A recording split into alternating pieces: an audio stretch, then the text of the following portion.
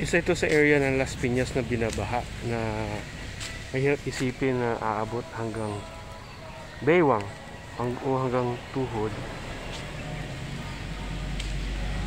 Ibang lugar kasi may creek dito.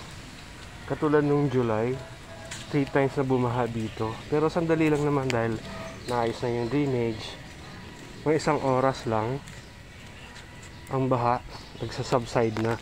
Unlike before nung panahon ng Ondoy, grabe dito, 3 araw na hindi humupa ang baha.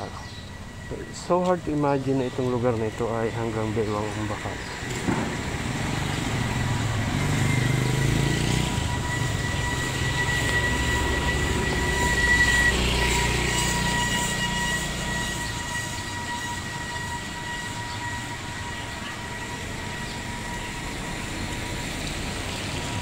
Ito yung creek.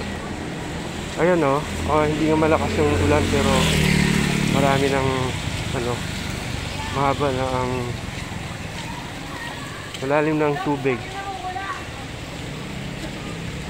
Ito, nagrumapaw talaga ang tubig dito nung July. May video ako, ilalagay ko yung link.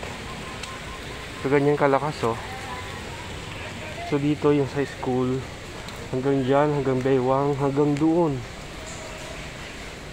Itong area na to, parang it's so hard to imagine na pag bumaha, kahit 24 hours lang na tuloy-tuloy ang ulan, ayun, baha na talaga dito, abot na hanggang baywang.